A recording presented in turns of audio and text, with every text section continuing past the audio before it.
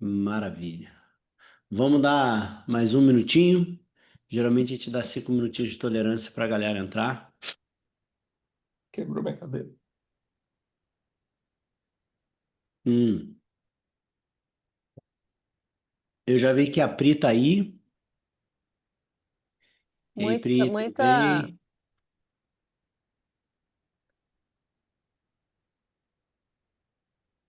Aqui, boa noite. Tá na academia?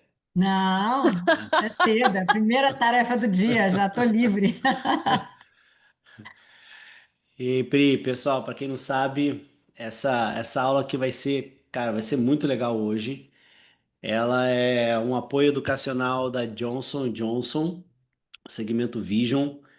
E a gente tem muito que agradecer a Johnson, não só por essa parceria especificamente que a gente está fazendo hoje aqui, por essa aula que eles estão trazendo, essa aula para vocês, tá? Essa não é uma aula que de costume a gente costuma apresentar, mas eles trouxeram essa aula que é super interessante e assim, abrange todos os públicos, o cirurgião de catarata, o cirurgião de retina, o residente, o fellow, assim, o fellow de catarata, o fellow de retina abrange todo mundo.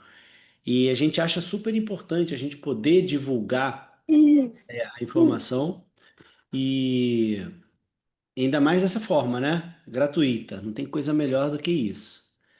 E não só por essa parceria específica, mas eu e a Raquel, né, a gente tem uma parceria de anos com a Johnson, aqui na nossa clínica do Rio de Janeiro, onde a gente, por escolha nossa, a gente teve essa parceria e a gente conseguiu entregar muita qualidade para os pacientes, justamente porque a Johnson fez essa parceria ser possível, né? Ela acreditou muito quando a gente estava começando. Graças a Deus, hoje a gente já está aí super bem, mas alguns anos atrás a Johnson acreditou e fez com que a gente conseguisse entregar a oftalmologia de excelência para todo mundo. Então aqui vai o meu obrigado não pela Orbit, mas o meu obrigado pessoal para Johnson. E Pri, você quer falar alguma coisa? Tudo a doutora Raquel, todo o time do Orbit, eu acho que é agradecer, né, essa oportunidade de estar aqui. Vocês são profissionais super éticos, acho que a Johnson tem muita clareza, né, de com quem a gente anda. É uma honra que vocês estão aqui trazendo o que é a prática de vocês. Eu acho que esse é um ponto relevante, né, que nós discutimos muito, que para o Orbit é valor e para a gente também é valor. Então, por mais que a gente entre como patrocinador nessa iniciativa, toda a abordagem, toda a conduta, ela é independente de qualquer tipo de patrocínio. Então, muito obrigada por nos permitir também constituir parcerias deste nível. Sucesso! Obrigado. Hoje, pessoal, só para vocês entenderem, a nossa aula ela vai ser dividida em dois blocos, tá? A gente vai fazer primeiro uma apresentação sobre as tecnologias das lentes que existem hoje. A gente vai fazer isso de uma forma bem abrangente. A Raquel vai apresentar. A gente tem a grande honra de ter não só o Ricardo, alguns grandes amigos aqui, mas hoje quem vai estar discutindo com a gente vai ser o Rafael Arantes. O Rafa, além de ser um super especialista em catarata e ótica cirúrgica, ele também é especialista em retina, né? Ele foi fellow do Ricardo lá na Leitão Guerra, em Salvador. Fui E fellow hoje de ele está catarata aí. dele e ele foi fellow de retina aqui, ao mesmo tempo. O Ricardo já teve alguns bons casos que ele pediu ajuda pro Rafa, que eu tô sabendo. E queria Eu agradecer ao mando, Rafa. eu peço ajuda para o Rafa e para a Raquel, que responde primeiro. Eu sei que a linha é bem parecida. E ainda tem a presença ilustre do Dr. Marcelo Arantes aqui para ver o filho, né? Que coisa boa, Ó, hein? verdade aí, ó. Temos Legal. muitas presenças ilustres aqui hoje. Estou muito honrada com muitos amigos, professores aqui, Dr. Miguel Padilha, Liang, colegas. Nossa, muito feliz de ter tanta gente aqui prestigiando essa reunião. A ideia é a gente realmente tentar desmistificar e abrir um pouquinho a cabeça de vocês nessa relação da lente premium, né, e alterações de retina. Hoje com o OCT, né, a gente aumentou muito, né, o diagnóstico de doenças maculares e retinianas, e isso acaba às vezes se tornando uma pedra no nosso caminho na hora de proporcionar independência de óculos para os pacientes. Então a ideia aqui seria uma aula muito extensa a gente falar de tudo desse universo. É um universo que daria um congresso, né? Mas a ideia é a gente levantar alguns pontos aqui e depois na discussão a gente pode aprofundar alguma coisa. E a forma como a gente gosta de que as aulas aconteçam, pessoal, é que vocês participem. Quem quiser abrir o microfone, falar, perguntar, abrir a câmera, é para isso que a gente está aqui. Quem ficar um pouco mais acanhado, pode mandar mensagem no chat. Enquanto a Raquel estiver apresentando, eu e o Rafa vamos estar aqui. E quando eu estiver apresentando, o Rafa e a Raquel vai estar aqui também. Então, eu queria pedir para a Raquel já compartilhar. Acho que a gente já deu 10 Eu, minutinhos para a galera entrar. eu, Pode compartilhar eu essa quero, tela, por favor, Raquel. Quer falar quero só alguma coisa, fazer Ricardo? dois comentários rápidos, né? Primeiro, nenhuma pergunta é besta, besta é ficar com a dúvida, tá? E o segundo, a proposta da gente na Orbit sempre foi, né, de oferecer o melhor ao paciente. E a gente vê o erro por dois lados, e isso a gente vai ver na apresentação de hoje. O erro na hora da indicação da lente por dois lados. Um, da pessoa olhar o ganho financeiro acima do benefício para o paciente e não cuidar de eventualmente uma doença na retina, não ter o cuidado ali. E o outro é de não estar seguro para o que indicar ou não indicar e não oferecer o melhor ao paciente. O paciente ele tem que ter a opção de escolher o que ele quer, se ele quer multifocalidade. E a mudança de qualidade de vida, não sei se algum de vocês tem paciente ou tem familiares que operaram com lente multifocal, a qualidade de vida é outra, cara. Então, tenham em mente isso, não é porque a gente às vezes acha que a pessoa está ali indicando mais para um lado ou para o outro com um benefício e que ser conservador é o melhor. Não é ser conservador o melhor é ser correto, é indicar com base em evidência científica. A gente discutiu há algumas semanas, inclusive lá no Congresso Capixaba, a cirurgia do meu pai, em que, apesar da evidência científica, ninguém queria fazer a cirurgia nele pelo perfil do paciente. E era o melhor para ele e foi feito. Enfim, isso já foi dito aqui. E agora eu estou sentado aqui para aprender, ficar quietinho. Então a gente vai começar a reunião falando um pouquinho das tecnologias das lentes. Quando a gente ouve a palavra Lio Premium, né? Eu acho que a ideia é a gente começar um pouco definindo o que é lente premium. Lente premium é só lente trifocal? É só lente multifocal?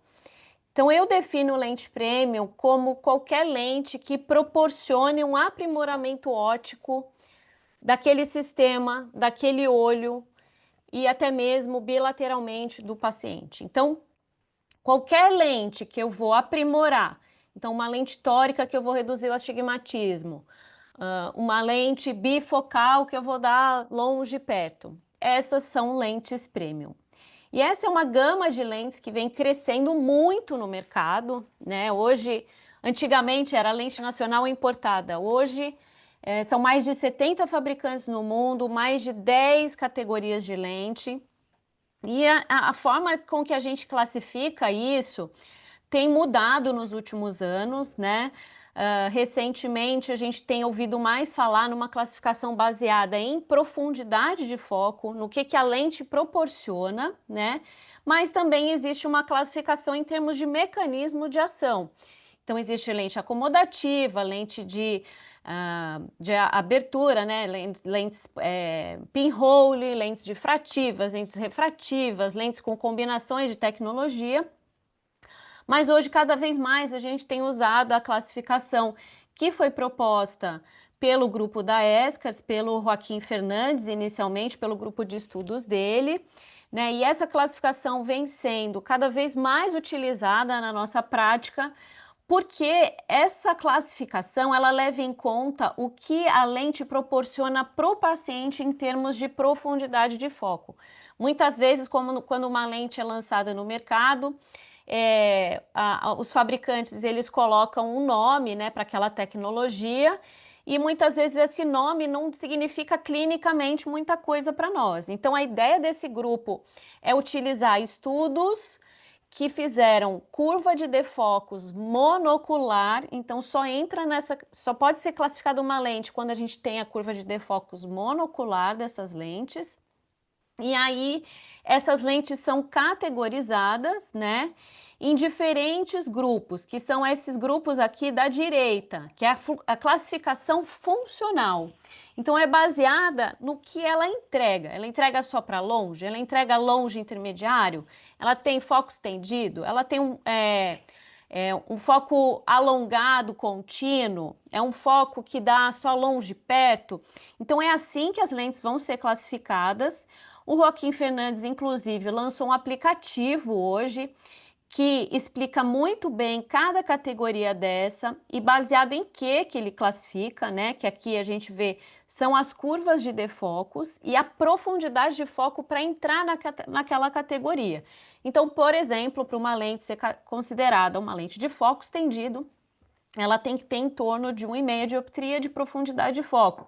Então, isso foi criada, essa classificação, e hoje muitas lentes já estão sendo lançadas com uma categoria de lente, né? Quem quiser baixar esse aplicativo, ele é bem interessante, porque você pode consultar diferentes fabricantes, os estudos em que essa classificação foi baseada, e aí você tomar a decisão dependendo do que seu paciente precisa, né? E, afinal, o que é uma lente difrativa? A gente ouve tanto falar, né, em lente difrativa. O que é lente difrativa? Por que a gente tem tanto medo da lente difrativa? As primeiras lentes difrativas, elas já têm mais de 200 anos. Elas foram desenvolvidas na França para reduzir o peso das lentes que eram usadas nos faróis que guiavam os navios. Então, olha a diferença, a mesma lente com a mesma dioptria, vamos supor 20 dioptrias, quando a gente transforma essa lente numa lente de Fresnel, né, que foi quem desenvolveu, a gente consegue ter uma lente mais fina, porque elas são cortes da parte anterior dessa lente. Vocês observem que quando a luz passa pelo vértice desses prismas, né, que são a divisão dessa lente, a gente tem uma dispersão dessa energia luminosa. Então, muitos dos sintomas que os pacientes referem, como halo, glé, está relacionado a essa luz que passa nessa periferia, nessa área onde tem o vértice desses prismas, tá? E as lentes trifocais, elas evoluíram baseados nesse desenho. Claro, existiu toda uma evolução nesse desenho e hoje as empresas, elas conseguem modificar esse desenho de acordo com o que elas querem proporcionar para o paciente. Então, uma lente difrativa, ela vai ter uma adição maior ou menor baseado no tamanho desses anéis. Na verdade, é na base desse prisma dos anéis. E vocês veem que pode ter uma diferença também nessa parte central da lente, que também pode ser uma área central voltada mais para longe. Tem algumas lentes que têm área central mais para intermediário. Então, isso tudo varia de acordo com o fabricante, tá bom? E a largura da base desses anéis é o que determina a adição da lente. Então, as primeiras lentes difrativas eram bifocais, sendo que o centro era uma lente para longe e a periferia existia essa diferença, né, esses prismas que determinavam uma adição. Então, em um ponto da lente se formava um foco para longe e em um ponto da lente, uma parte da lente, se formava um foco para perto e assim surgiram as primeiras lentes bifocais, né? E as lentes com adições menores são lentes que têm um alcance mais intermediário. Quanto maior essa adição, mais para perto essa lente. E foi mesclando esses dois tipos de lentes que desenvolveu a primeira lente trifocal. Então, o design trifocal, ele veio justamente dessa combinação de lentes difrativas, né? O que no começo, quando essas lentes foram lançadas e a gente via nos congressos dos primeiros casos, a gente falava, nossa, se eu já tenho tantos problemas, né, queixas com as lentes bifocais, será que esse design trifocal vai proporcionar qualidade de visão para os pacientes? Mas realmente a gente viu que a visão intermediária era muito importante, era uma queixa muito relevante para os pacientes que tinham lente bifocal, né? O paciente tinha excelente visão para longe, excelente visão para perto, mas em muitas atividades o paciente não tinha boa visão. E aí a gente teve realmente um ganho maior de profundidade de foco e de satisfação dos pacientes. Mas muitas vezes a gente fica preocupado com essa questão de halo, de glare.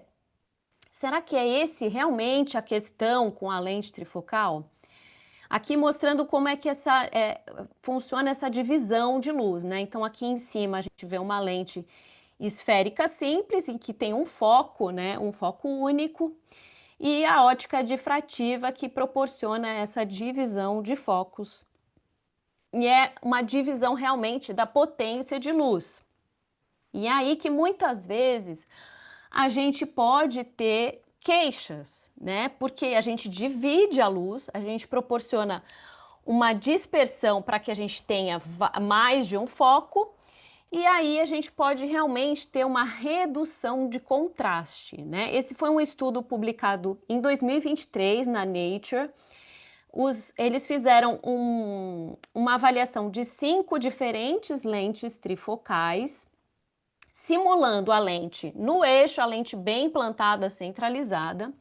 Simularam a lente com 5 graus de tilt, a lente um pouquinho inclinada em relação ao plano horizontal, e a lente 0,5 milímetros descentrada. E eles observaram em diferentes tamanhos de pupila o que acontecia com o contraste. Então, essa muitas vezes é a queixa do paciente, é uma perda de nitidez para longe, é uma perda de potência, né, de energia luminosa, e que se você tiver um aumento do tamanho da pupila ou uma pequena descentração, um pequeno tilt da lente, o impacto disso pode ser ainda maior, né? Então essa é a questão com as lentes trifocais, que sim, proporcionam uma grande independência de óculos, mas podem promover essa perda de contraste e ter um impacto na qualidade de visão do paciente. Não é quantidade, é qualidade visual.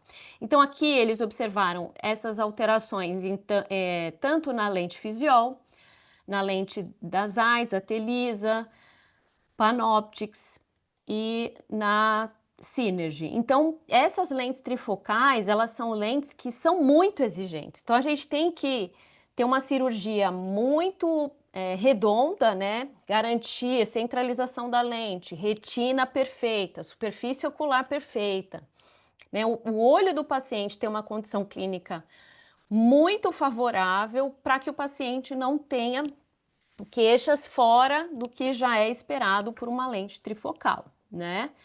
E lembrando também a questão do perfil, né? Porque tem pacientes que vão tolerar melhor essa perda de contraste do que outros, né? Já as lentes EDOF foram lentes que também surgiram mais ou menos na mesma época das lentes trifocais, e são lentes que a gente tem visto cada vez mais modelos no mercado. No mercado europeu, então, eu não consegui avaliar ainda todas as lentes que tem no mercado europeu. E essas lentes, elas vieram com o propósito de proporcionar uma visão contínua do longe ao intermediário. Elas podem ser difrativas e não difrativas. As primeiras lentes EDOF são difrativas.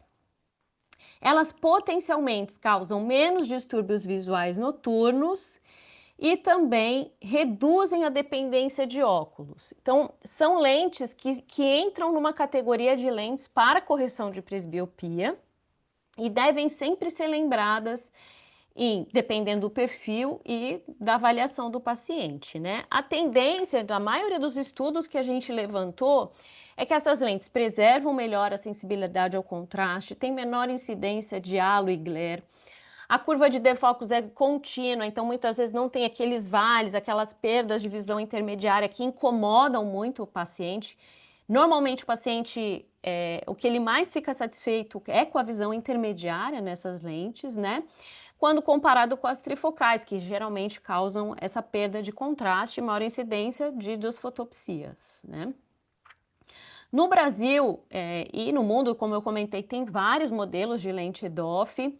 É uma categoria de lentes que eu gosto muito, eu sempre lanço mão em algumas situações. E quando a gente preserva a qualidade de visão, muitas vezes a gente consegue dar independência de óculos não total, mas uma satisfação muito maior do que o paciente com uma lente monofocal simples, né? A nossa rotina hoje, ela pede para que a gente tenha um pouco melhor de visão para perto. Nossa rotina hoje é celular, é aplicativo, a visão intermediária é muito exigida, né? E como que é a divisão de luz nessas lentes, né? Aqui é um modelo de lente difrativa, que é a primeira lente EDOF lançada no mercado, que foi a Symfony da Johnson. Então ela tem essa echelete na face posterior, que faz desse foco mais alongado, proporcionando essa profundidade de foco no intermediário. Essa é uma outra lente que é europeia, que ocorre uma alteração promovendo aberrações. Então, uma parte da lente promove uma aberração esférica negativa e uma outra parte da lente promove uma aberração esférica positiva, fazendo esse alongamento do foco. Então, cada fabricante vai ter uma tecnologia diferente para proporcionar essa profundidade de foco. A lente mais recente no mercado brasileiro é a PureSee, é uma lente refrativa, ela não tem anéis. Quando a gente vê a lente, a gente não consegue distinguir ela de uma lente monofocal, né? E ela foi desenhada com uma alteração na face posterior, nos 3 milímetros centrais. Ela tem uma discreta alteração nessa superfície posterior que promove esse alongamento de foco contínuo em torno de 1,25, 1,5 dioptrias de profundidade de foco. Aqui mostrando, aqui é como a lente, o point spread function, não sei se a galera da retina é muito familiarizada com esse termo, mas existem alguns equipamentos que a gente pode simular como que a luz vai chegar na retina, né?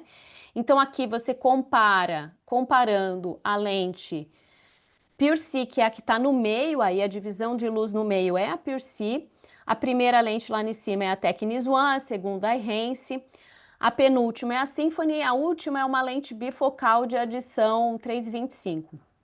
E simulando uma pequena metropia, tanto para hipermetropia como para miopia, o impacto disso na retina em termos de halos e de dispersão dessa luz, que é o glare. Então, as lentes PureSee, elas têm uma tendência a tolerar um pouco mais e isso causar menos distúrbios visuais, principalmente noturnos, nos pacientes. E nós temos as grandes vedetes do momento, que são as lentes monofocais avançadas. São lentes que realmente têm sido cada vez mais utilizadas, né, na nossa prática clínica. Também temos muitas opções de lente no mercado. E essas lentes têm sido consideradas como padrão para o implante de lente atualmente, né?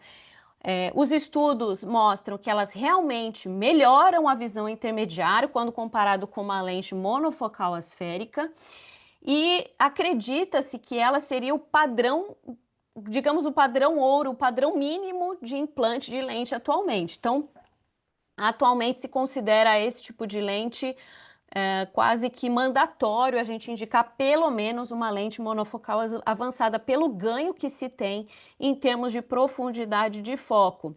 E são lentes que promovem essa profundidade de foco, mesmo que o paciente não tenha uma retina perfeita, né, tenha uma córnea alterada.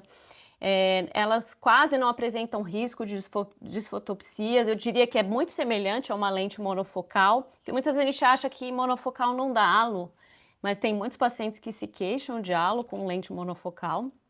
Elas preservam a qualidade de ótica, então pacientes com glaucoma, irregularidades corneanas, doenças na retina, são lentes que a gente realmente tem que pensar pelo menos no implante de uma lente monofocal avançada. O risco-benefício é muito favorável nessas lentes, né? Então a gente tem um ganho real, funcional na maioria dos pacientes e o melhor, né? Elas são de fácil logística, fácil implante, cálculo, não precisa, elas não são exigentes ao nível de uma lente trifocal em termos de ametropias residuais. Então a gente pode adotar realmente amplamente essa lente para a maioria dos pacientes.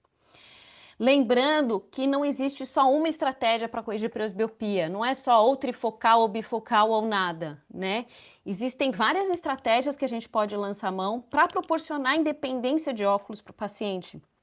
Eu considero a cirurgia de catarata a oportunidade, às vezes única, do paciente não depender de óculos na velhice, né? Ele conseguir andar da cama até o banheiro, sem cair, sem ter que pôr um óculos. Então, a população vai envelhecer, a gente vai chegar muito provavelmente aos 100 anos de idade, né?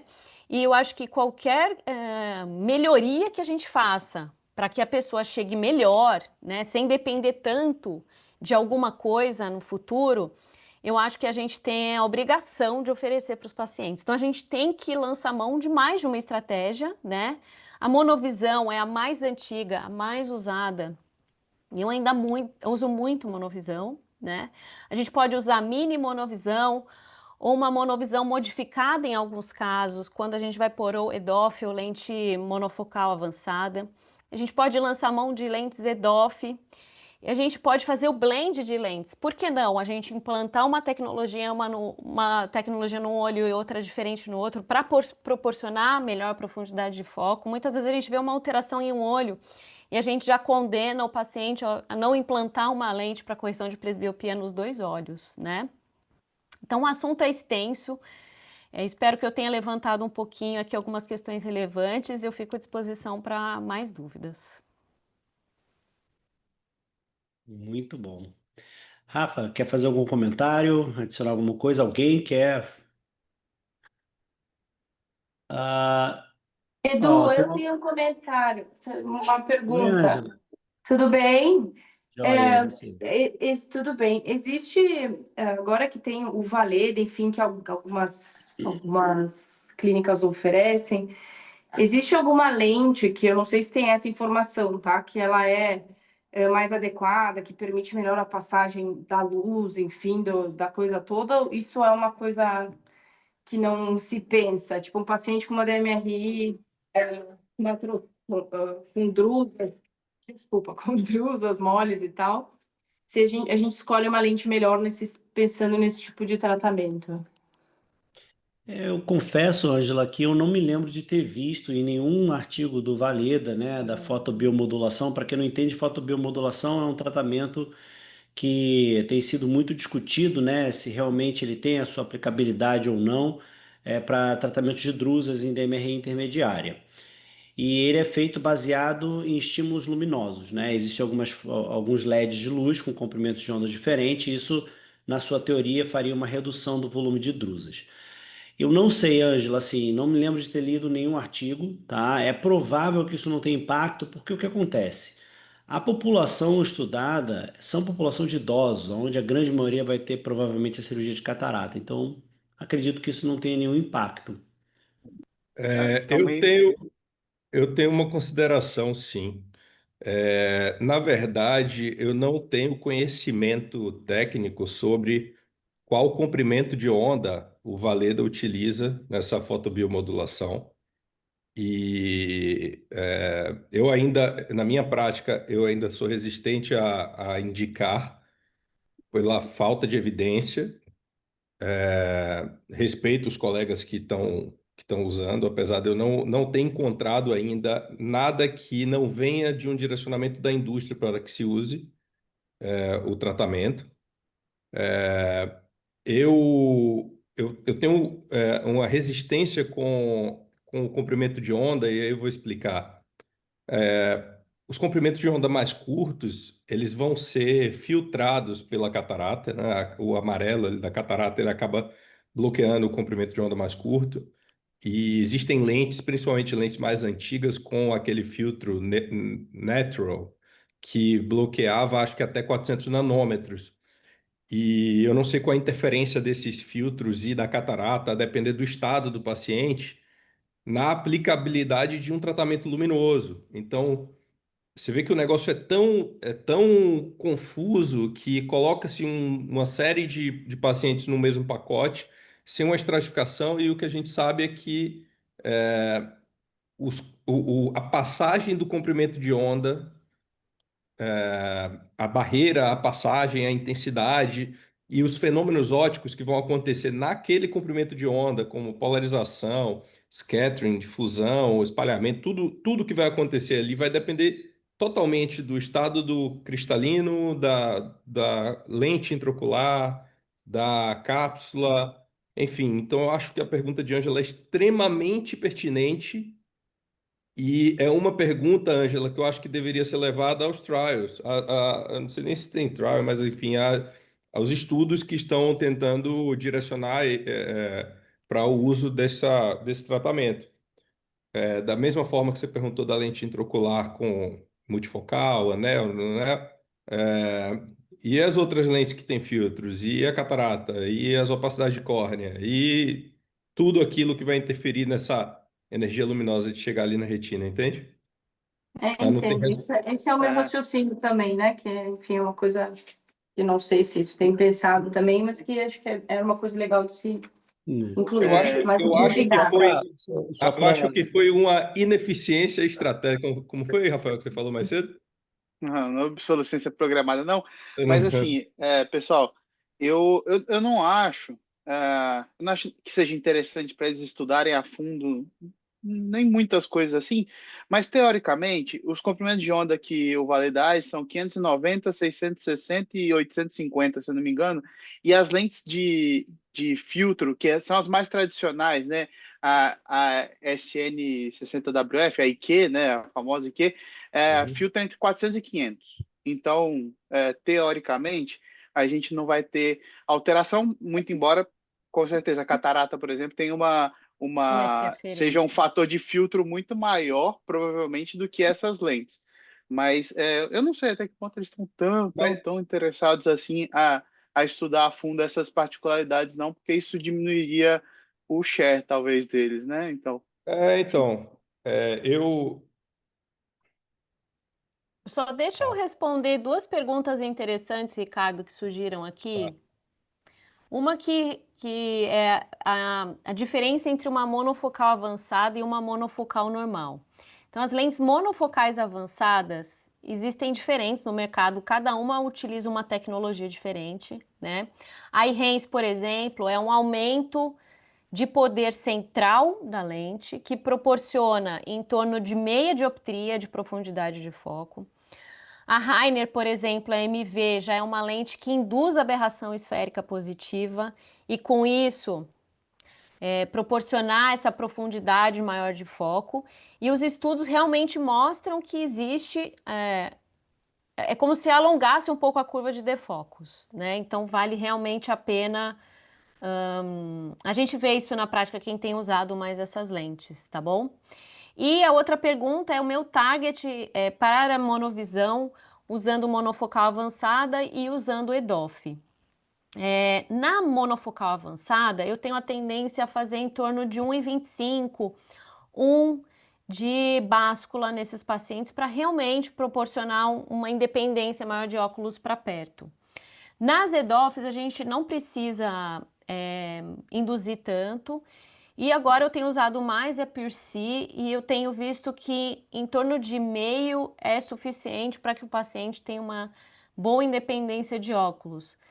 Mas depois a gente pode talvez marcar uma outra conversa para a gente mostrar mais esses resultados e aprofundar um pouquinho mais. Eu acho que o Rafael gostaria também de fazer alguns comentários. Então, sobre a aula, né, Raquel, parabéns pela aula. É, eu acho que o mais importante dessa aula é exatamente entender os mecanismos.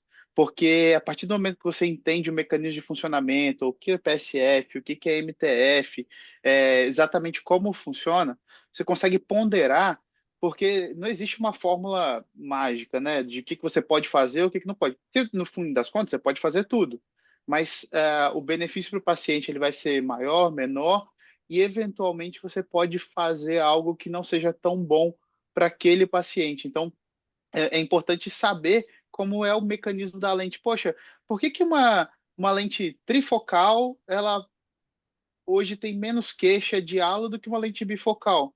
Porque os halos eles são diferentes, são mais fortes. Poxa, por que que uma lente EDOF, mesmo que tenha mais halos, ela tinha. Agora a gente tem EDOF refrativa e difrativa, mas a EDOF difrativa ela tinha menos queixa de halo do que você tinha com uma lente trifocal, por exemplo, porque os halos eles estão mais próximos, então a percepção do paciente é diferente. É a mesma coisa que aquele paciente que chega para você e fala que tem diplopia, na verdade ele tem astigmatismo. É uma diplopia monocular pelo astigmatismo, e aí isso justifica aquele sintoma. Então, quando você entende o mecanismo, é muito mais fácil de você entender o paciente, explicar para o paciente o que vai acontecer e o que ele pode esperar eventualmente quando ele tem um sintoma ou o que ele teria de ganho de visão, né? É exatamente essa é a ideia da gente fazer essa introdução antes de o Eduardo falar mais, como a gente tem conduzido assim algumas questões na retina, né? É realmente importante a gente entender. A gente não vai entender a fundo, né? Porque os próprios fabricantes não dão totalmente as informações, mas o que a gente tem de estudo já é suficiente para a gente entender esse mecanismo e muitas vezes até na hora de indicar já explicar para os pacientes as queixas mais comuns, o que é tolerável, né? E a gente tentar realmente pesar o perfil do paciente com o tipo de lente e também essa avaliação clínica que o Eduardo vai falar agora para a gente, que eu acho que já tem pergunta relacionada a isso. Raquel, só uma dúvida para você, Rafael, dúvida minha, tá? Os pacientes, eles se queixam, os pacientes que têm lentes com disco, eles costumam se queixar mais dos halos com cores mais quentes, comprimento de onda maior, de cor, tipo vermelho e tal. Tem alguma coisa relacionada com isso? É mais frequente mesmo. É pela divisão de luz, né? A maioria dessas lentes, ela também altera a aberração cromática do olho, né? Então, tem vários. O que os pacientes geralmente reclamam mais é o carro da frente que freia, né? E aquela luzinha da NET que fica no quarto, depois que você apaga todas as luzes, eles falam que tem os halos ali em volta daquela luzinha no escuro. E tem sim a ver com essa divisão de luz. Mas o halo, a gente hoje, antigamente, com as bifocais era uma questão muito maior do que é com as trifocais. A questão de halo era realmente o grande calcanhar das bifocais, além de não ter a visão intermediária, né? E tem a questão do paciente ele queixar dessas cores quentes vermelho, por exemplo, no quarto. Então, são condições escotópicas, né? Ele está exatamente no lugar onde a pupila dele está mais aberta, ou ele está dirigindo à noite, então ele vai ter queixa. Assim como ele tem a queixa do farol do outro carro, eventualmente do poste de luz. Poste de luz acho que é uma coisa clássica, né? Eu olho para o poste de luz, mas todo mundo vê eventualmente isso. Mas à noite é sempre pior. Então, o paciente vai ter essa queixa normal. Fala, ó, normal, isso vai mudar na sua vida. Você pode ganhar de um lado, perde do outro, enfim. Tem toda a explicação para essa fisiologia, mas a pupila dilatada é um fator sem dúvida. Beleza, pessoal, vamos seguir, porque a gente ainda tem a parte agora das doenças da retina, né? A gente falou agora, a aula da Raquel sensacional sobre as tecnologias das lentes, que é super importante para a gente entender por que uma lente pode ser utilizada para retina e outra não é a mais adequada. Antes de a gente fazer essa aula, eu queria passar um vídeo, tá? Sobre as lentes da Johnson, que a gente acaba utilizando mais nesses pacientes, tá? Que é a PureSee e a iHance. Se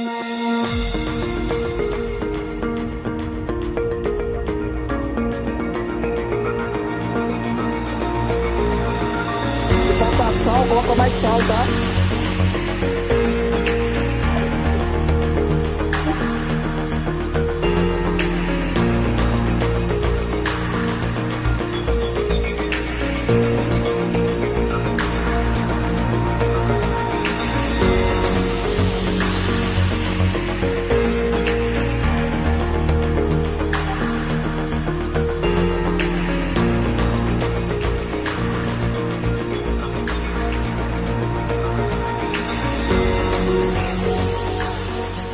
Lá no fundo tem mais legumes, viu, Paulo? No fundo da panela. Augusto, deixa para pegar os legumes depois. Vamos botar no mudo, por favor, que agora a gente vai seguir na aula de lente premium. Deixa eu botar mudo no Augusto aqui, que eu acho que ele não está ouvindo. Beleza, galera. Então vamos dar sequência. Agora a gente vai falar nas doenças da retina. E antes da gente falar das doenças da retina, a gente precisa lembrar desse conceito que a Raquel falou, sobre a questão de algumas lentes difrativas ter essa divisão de luz, e isso acaba impactando no que, para a gente na retina, a gente vai chamar de sensibilidade. Porque a retina ela trabalha captando a luz. E se essa luz ela chegar dividida, a retina vai ter uma dificuldade de captar essa luz e levar essa informação. Então, é o que a Raquel falou. Às vezes o paciente ele vai enxergar o longe, o perto, o intermediário com uma lente trifocal, mas ele vai enxergar com uma qualidade de visão muito ruim. E é justamente isso que a gente tem que evitar, porque quando ele tem uma qualidade ruim de visão em todas as distâncias, ele fica extremamente insatisfeito e você não consegue ajustar esse problema com óculos e etc. Então a gente tem que saber indicar bem. Então lembrando o Point Spread Function, essa questão de divisão de luz, porque a gente sabe que na retina, e esse aqui é um exame chamado microperimetria, muitas doenças da retina elas vão influenciar na forma como a retina capta, como a sensibilidade funciona na retina. Aqui a gente tem um paciente com uma degeneração macular relacionalidade, né, com uma área de atrofia geográfica, e nessa área de atrofia geográfica a sensibilidade é praticamente zero, porque ele não capta a visão, mas ao redor, né, principalmente onde ele tem a fixação, ele tem uma sensibilidade muito alterada. Então, você entregar menos quantidade de luz, independente da distância para esse paciente, vai fazer com que ele fique insatisfeito. Então, lembrar que o arsenal da multimodalidade que a gente tem hoje na retina, ela pode ser muito útil e a microperimetria está aí para ajudar. Então, lembrar dessa questão. Agora, a gente tem que tirar o chapéu para essa tecnologia, porque hoje fazer retina sem a tomografia de coerência ótica, e quando eu falo tomografia de coerência ótica, eu estou me referindo às tecnologias novas, tá, pessoal? Que é o Swept Source e o Spectral Domain, porque a gente consegue ver todas as camadas da retina. E é muito difícil, eu sei que tem muita gente aqui que não faz retina. Então, o meu recado é, a gente tem que saber como é que é o jeitão da retina, o contorno foveal, a espessura da retina, mas se você tiver que guardar alguma informação, guarda pelo menos 3 camadas, que é a limitante externa, que é essa linhazinha aqui, a camada elipsoide, que é essa outra linha hiperrefletiva, e o epitélio pigmentado da retina. Mas se você tiver avaliando o paciente e você tiver em dúvida, o que você não pode deixar de saber identificar é elipsoide, porque muitas vezes o OCT ele está com uma aparência normal, mas a elipsoide ela pode estar um pouquinho mais apagada, um pouquinho fragmentada, e é aí que você pode cair na armadilha de indicar uma lente eventualmente difrativa e esse paciente não tem um bom resultado. Então a zona elipsoide, se você tiver que guardar uma camada, guarda a zona elipsoide. Então vamos lá, quando a gente fala de doenças da retina, a gente tem uma gama de doenças da retina. A gente tem doenças da interface vitreoretiniana e do humor vítreo, a degeneração macular relacionalidade, que é grande número, ainda mais que as pessoas estão envelhecendo muito.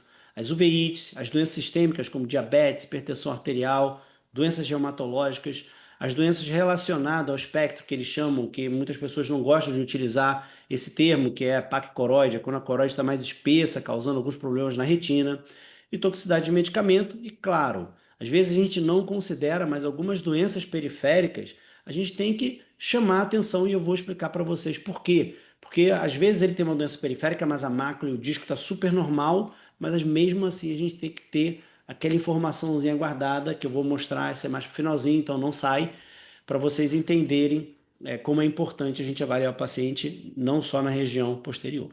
Estou falando primeiro da doença da interface vitreoretiniana e do humor vítreo.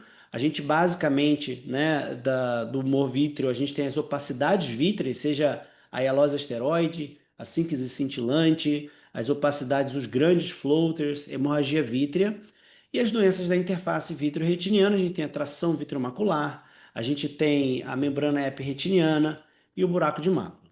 Estou falando primeiro do buraco de mácula. Ninguém quer pegar um paciente que esteja buscando um resultado refrativo com buraco de mácula, porque infelizmente, a gente não vai conseguir entregar grandes resultados, justamente porque aonde ele enxerga para perto está com um problema. A gente sabe, né, que é muito mais comum em mulheres. O paciente geralmente chega com um escotoma absoluto, com uma mancha central, aquele famoso sinal do Watkins-Gleason, né, que a gente bota a fenda de luz e tem um buraco no meio. O paciente pode ter visão turva, metamorfopsia, micropsia, dependendo do quadro dele. Só que a gente sabe que existe um tratamento para fechar buraco com uma taxa de sucesso muitas vezes de acima de 90%. Aí você vira e fala assim, pô, Edu, se eu vou fechar esse buraco, por que eu não posso usar lentes difrativas, trifocais e etc.? Porque muitas vezes aquela famosa camada AS, né, que eu falei, a limitante externa, a elipsoide, elas podem não se regenerar totalmente e o paciente ficar com uma percepção de sensibilidade ruim nessa região central, que a gente sabe que é a região que a gente vai utilizar para leitura. Então, é claro que, dependendo do buraco, muitas vezes a gente tem uma regeneração parcial, o paciente volta até a ficar eventualmente 20/20, mas ele sempre vai ter uma visão de qualidade ruim se ele for comparar com um olho completamente normal. Lembrando aqui que a gente tem uma visão de quantidade, que é o 20/20, 20/30, 20/40, e a gente tem a visão de qualidade, que é o que a gente vai ter acessibilidade de contraste, velocidade de leitura, e assim vai, e isso tudo entra nessa conta quando a gente vai indicar.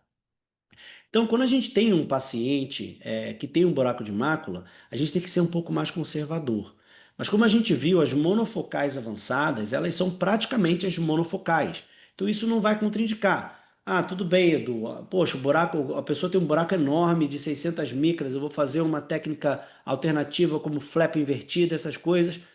Tudo bem, aí talvez seja uma questão mais até de uma questão financeira, que o paciente ele não vai ter um benefício tão grande de ser uma monofocal avançada, então o custo é superior, mas isso não é uma contraindicação absoluta, porque a gente sabe que o perfil de entrega das monofocais avançadas é muito semelhante. Então, nesses casos, a gente pode optar por essas duas opções, e muitas vezes, se o buraco for pequeno, a regeneração dessas camadas pode acontecer, ele pode sim ter algum benefício relacionado a isso.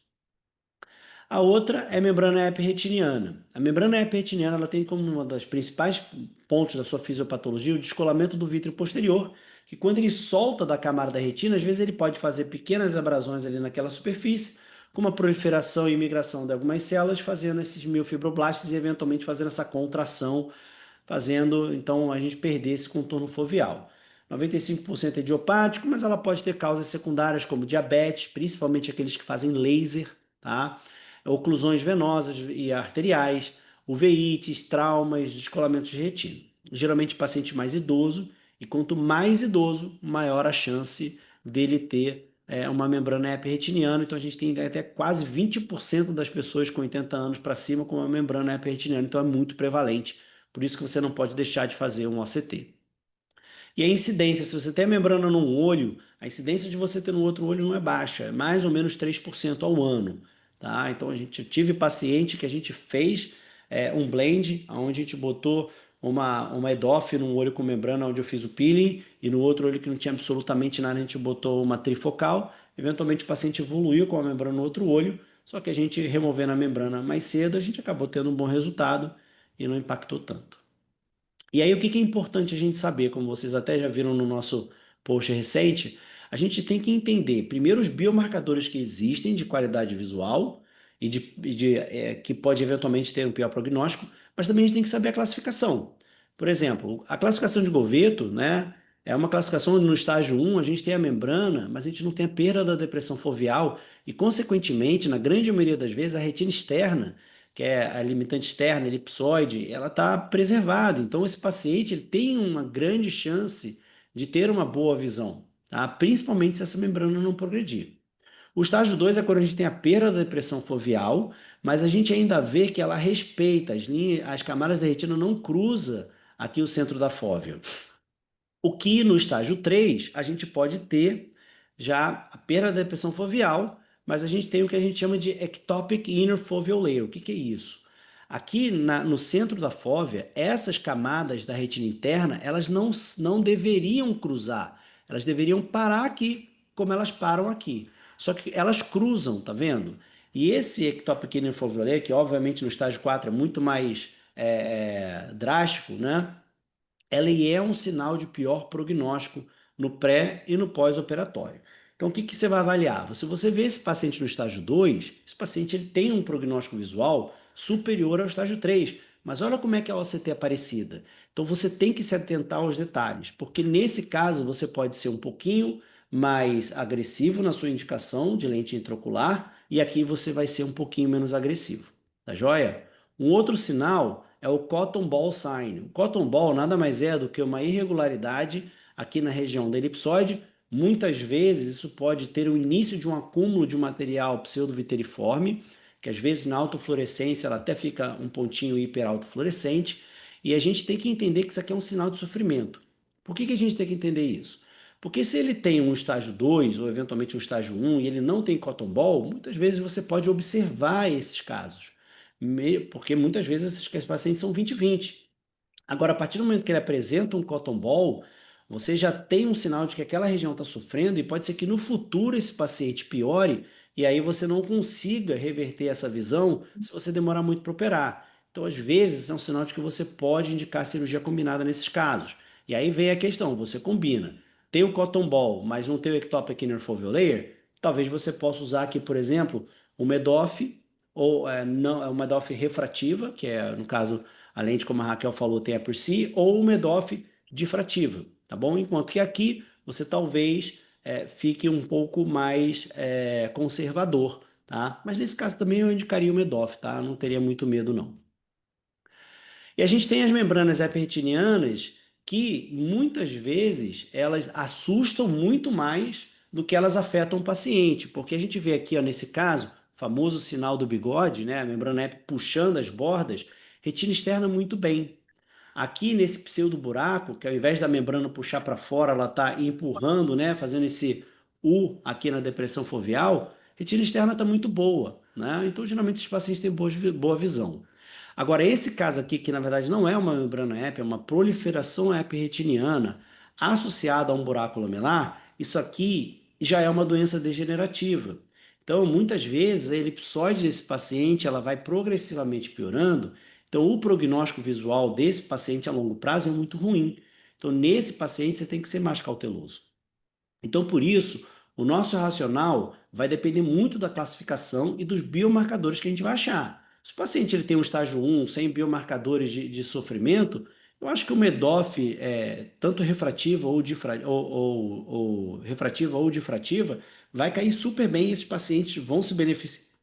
Agora, se você já começa a ter um estágio mais avançado, como 3 ou 4, ou eventualmente um LEP, aí talvez já seja mais interessante você ir para uma monofocal avançada ou uma monofocal normal.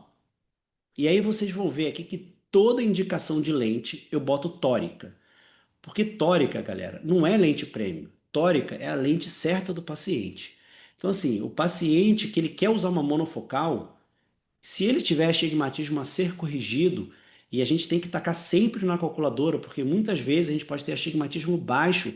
Quando a gente joga na calculadora, a gente vai ter uma indicação de uma lente, muitas vezes corrigindo um astigmatismo que a gente não esperava. Então, você sempre tem que pensar que o paciente ele é um candidato para lente tórica. Não fique achando que só porque você viu a topo está bonitinha que aquele paciente eventualmente não vai precisar. A gente tem astigmatismo contra a regra baixo, que às vezes você precisa inverter para deixar o astigmatismo a favor da regra, para esse paciente ter uma visão melhor. E aí você fala assim, mas o astigmatismo não corrige no óculos.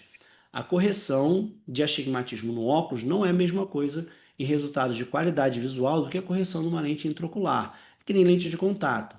Entendeu? Então, assim, quanto maior você ajustar e melhorar o sistema óptico desse paciente, maior vai ser o benefício visual que ele vai ter. E lembrando que a membrana epirretiniana, ela pode ter a sua cirurgia combinada, tá bom? Faco, vitrectomia e resolver tudo de uma vez. Mas para as pessoas, se você quer fazer a faco antes, para ver como é que o paciente vai ficar, para eventualmente fazer a vitrectomia, isso não é um erro, tá, pessoal? Isso pode ser feito.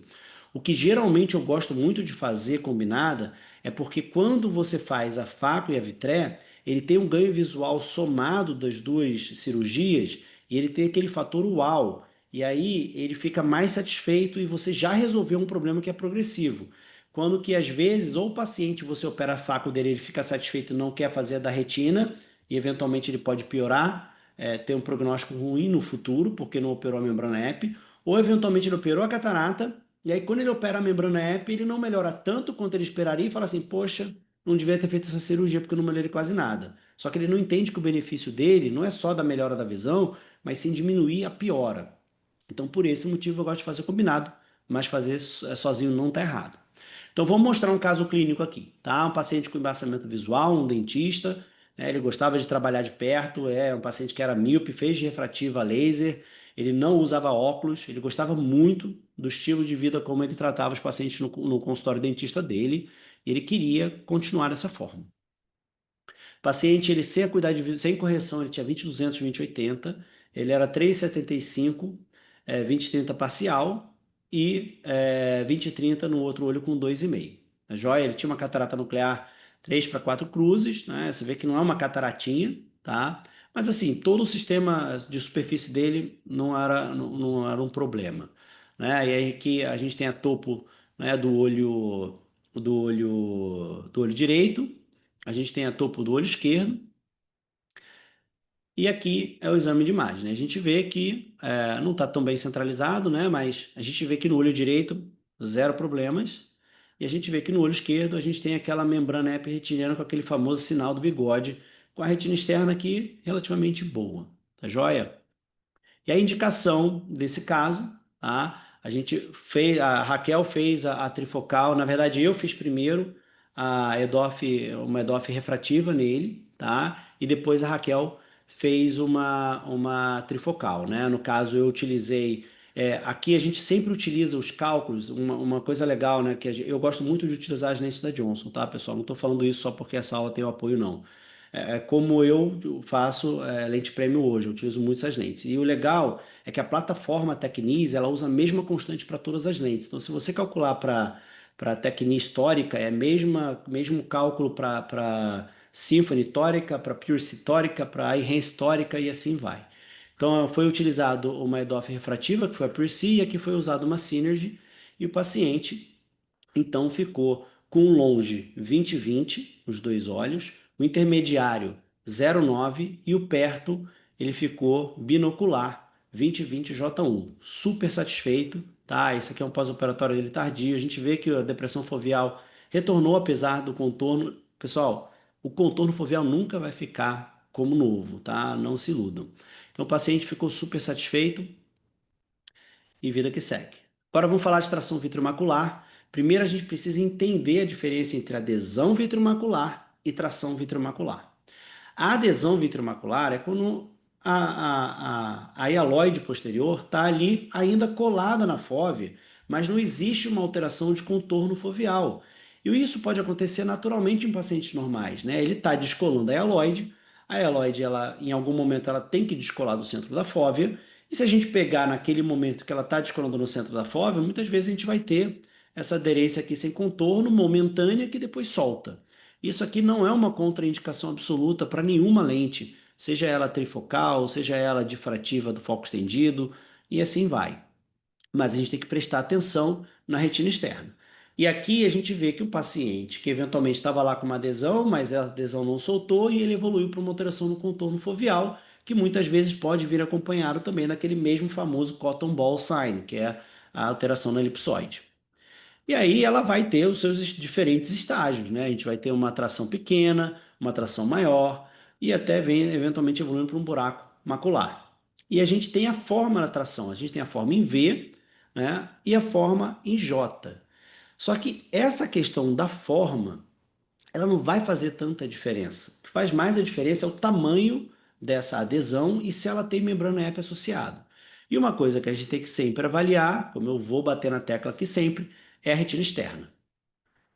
Então, ó, o diâmetro da adesão ela é mais importante do que a forma em si. A presença de cisto pode impactar em um prognóstico pior, a membrana épia associada também. A gente sabe que nesses casos não tem muito para onde fugir, você vai ter que fazer uma facovitrectomia, tá joia? E nesses casos de tração vitreomacular, muitas vezes eu gosto de indicar, e aí depende muito do tamanho da adesão, lentes mais conservadoras quando as adesões são maiores e tem esses sinais de prognóstico ruim, como eu falei dos cistos, aderência mais ampla, adesão mais ampla, alteração na elipsoide, aí eu vou mais para foco estendido, tá? Para monofocal avançado. Desculpa, para monofocal avançado e não para foco estendido.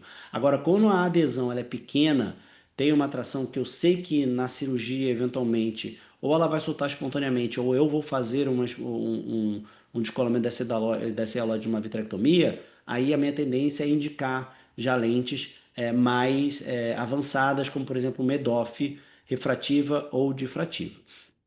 A outra são as opacidades vítreas, né? Isso aqui, gente, existe um debate muito grande, existem os floaters gigantes.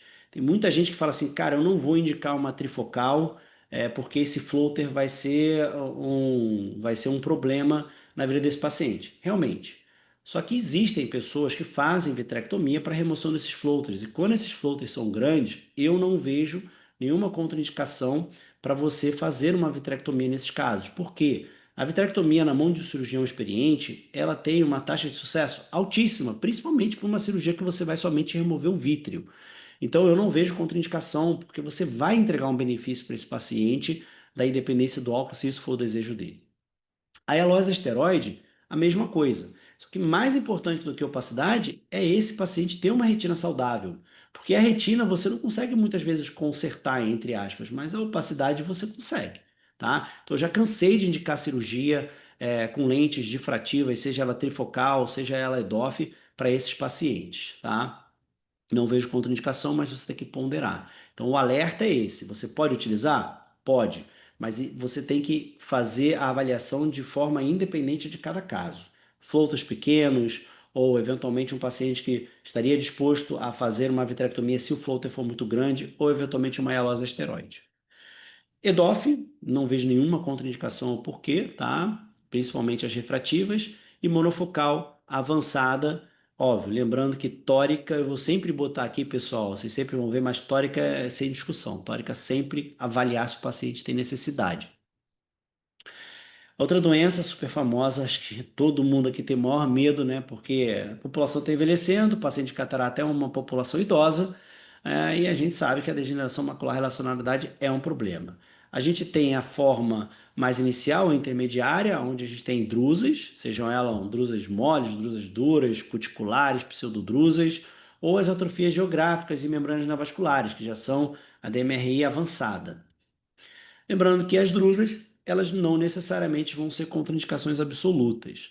E a gente tem que lembrar uma coisa, pessoal, e isso é muito comum. Eu pego muito paciente vindo de colegas que não são especialistas em retina com pequenas drusas utilizando suplementação vitamínica, tá? Então a gente tem que entender que algumas drusas vão necessitar cuidados a mais, outras não. Drusas moles, drusas cuticulares, pseudodrusas, sem dúvida a gente precisa de uma atenção um pouquinho maior. Só que a gente sabe que existem aquelas pequenas drusas, são as drusas duras, que são naturais do envelhecimento. Então pessoas podem ter drusas duras como essas, isso aqui não é DMRI, pessoal.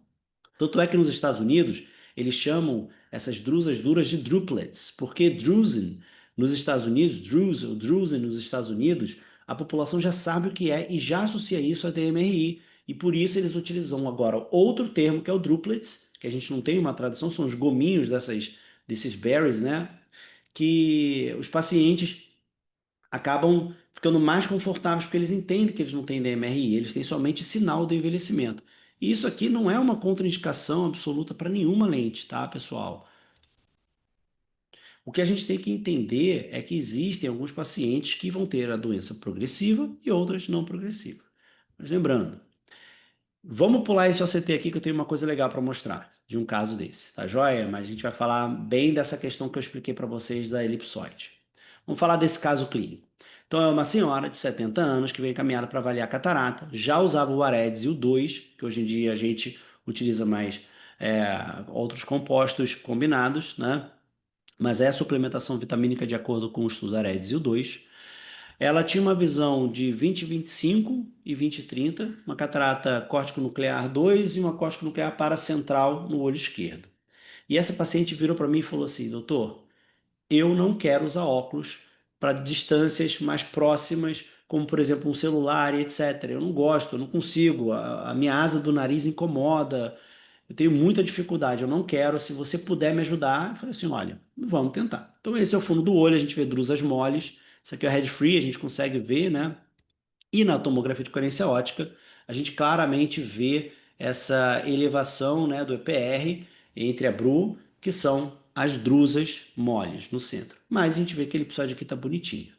E o outro olho, a gente já vê uma alteração de pigmento, a gente já vê que na OCT a gente tem já as mesmas drusas, mas nesse olho a gente consegue ver uma alteração da elipsoide. Aqui a elipsoide está totalmente íntegra e aqui a elipsoide está irregular. E aí, o que a gente pode oferecer para essa paciente? O que eu fiz, tá, pessoal? A gente entende que a gente tem que sempre procurar o olho dominante para a gente tratar a monovisão. Só que o que a gente tem que entender quando a gente tem uma doença de retina?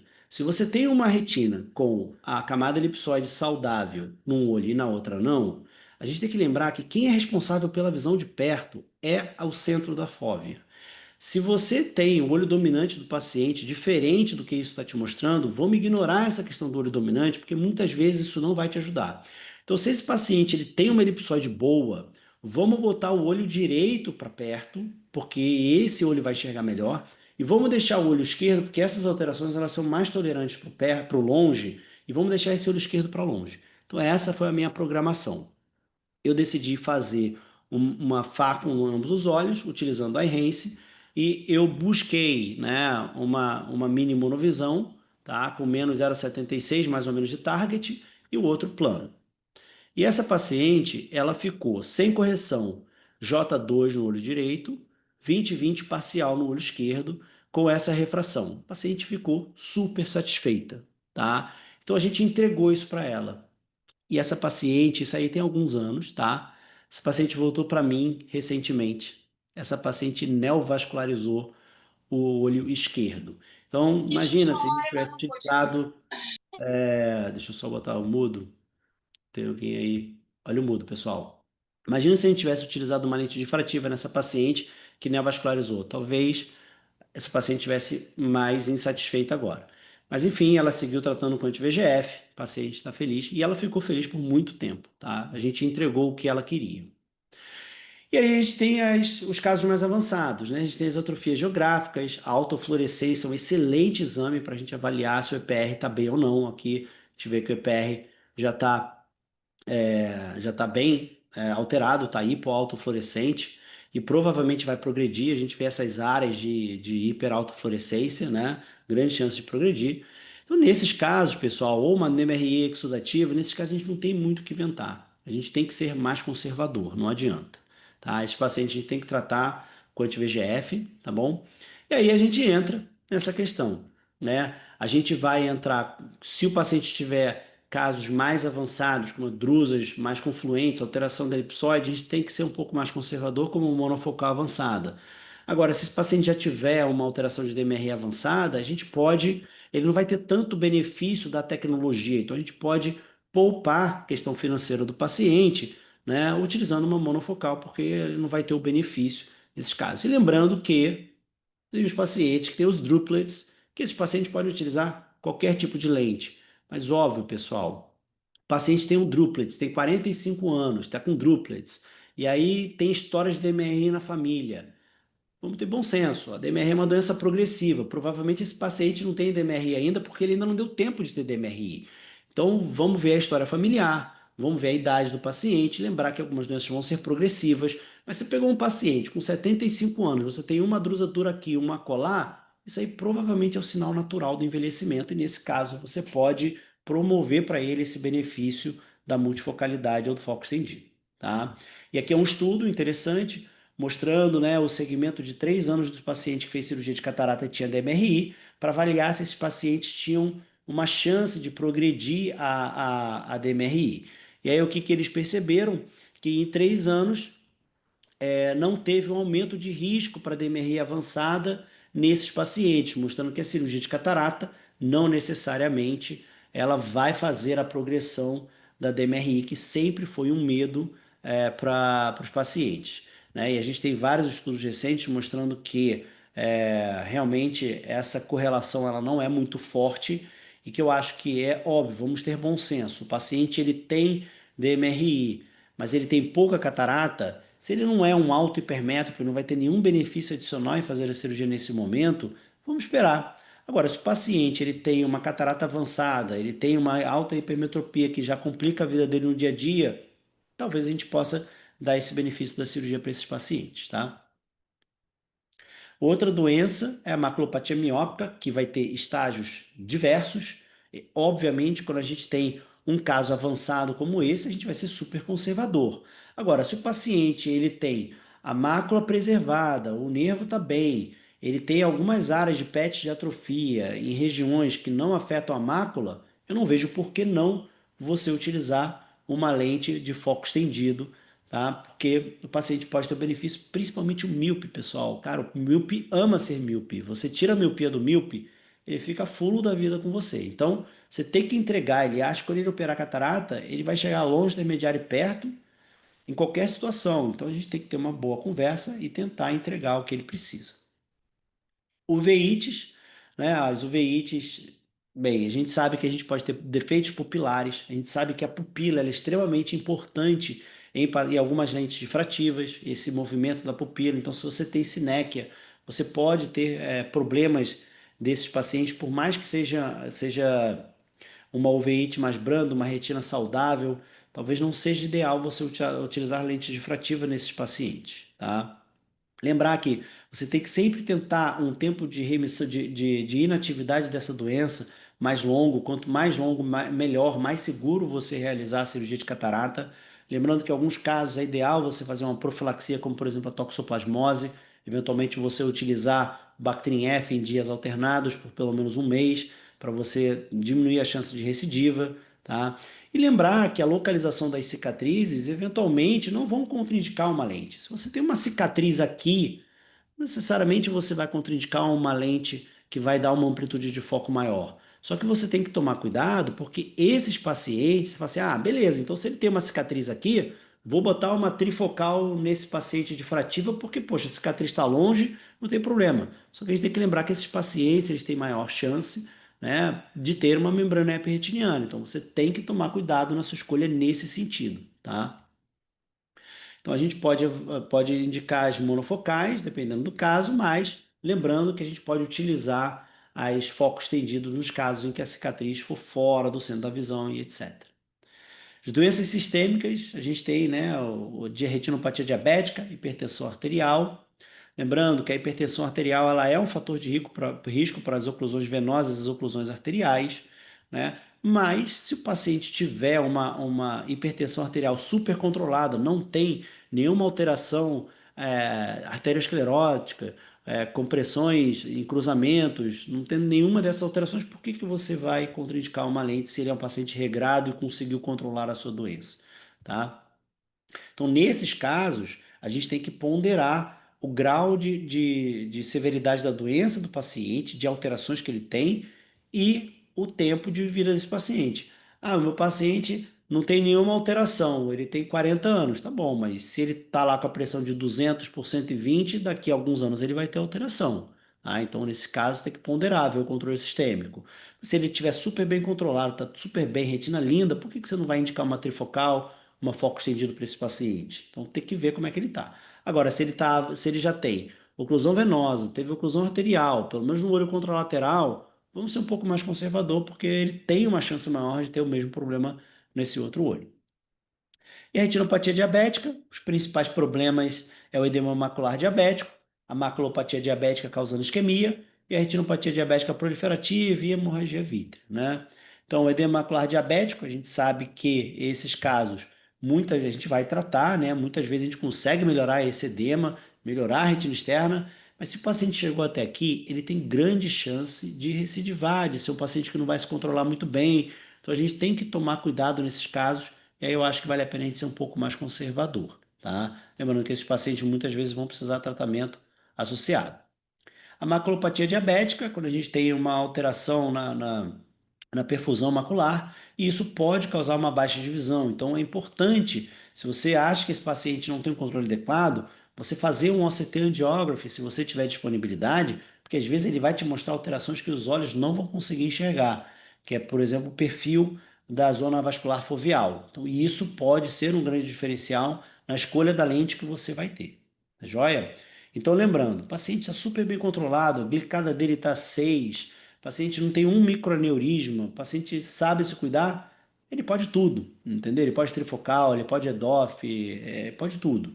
Agora, a partir do momento que ele tem um edema macular, uma maculopatia diabética, uma proliferação, a gente tem que ser um pouco mais conservador. E, obviamente, né? Não necessariamente você vai deixar de indicar para um paciente que tem um edema macular diabético, mas está bem controlado com as injeções, você vai deixar de indicar uma EDOF refrativa, porque a gente viu que a perda de luz não é tão grande. Mas, óbvio, mais uma vez, vamos individualizar o tratamento. Isso aqui não é receita de bolo, tá joia? Se você tiver dúvida, converse com o retinólogo que você está acostumado a conversar, seja ele da sua clínica ou externa, mas não deixa isso. As outras doenças maculopatias que a gente vai falar, né, são, até a gente tem a neovascularização, que está muitas vezes associada à chorioretinopatia serosa central, e aí muitas pessoas chamam isso aqui de neovasculopatia paquicoroide, né, onde a gente tem uma neovascularização e isso pode fazer alterações crônicas dos fotoreceptores, mesmo sem exudar, como aqui. A gente pode ter alterações de DPR focais em pacientes, porque existe, né, aquela teoria de que um grande vaso vai comprimir a corocapilar e fazer alteração do EPR. Corioretinopatia serosa central, que é uma doença que a gente sabe, né, relacionada ao estresse, personalidade do tipo A. Todo mundo hoje em dia é estressado, né? Enfim. Vasculopatia polipoidal, né, que é alguns dizem que é uma variação da DMRI, outros dizem que não, mas a verdade é que você vai ter uma neovascularização, alterações de pigmentos, tem que tomar cuidado, tá? E escavação focal da coroide, porque você também pode ter alterações da retina externa e neovascularizações secundárias, tá? Então tudo isso vai depender. Lembrando que essa multimodalidade, né, com autofluorescência, com OCT angiography e muito raramente endocianina verde, eu acho que eu não sei, desde quando eu voltei para o Rio de Janeiro, quando que eu pedi ICG, eu acho que hoje a gente consegue muito bem, com os exames que a gente tem, fazer essa análise. Mas OCT angiography, autofluorescência e OCT é muito bom para esses pacientes. Então, lembrar que esses pacientes, se a alteração for pequena, a gente pode ter foco estendido, monofocal avançada praticamente sempre, como vocês viram, e monofocal a gente não precisa nem falar, né, pessoal? Monofocal é monofocal. Então, praticamente finalizando, a toxicidade. E aí é aquela questão, não, o paciente usa hidroxicloroquina, eu não vou indicar lente nenhuma. Calma, pessoal, vamos lá.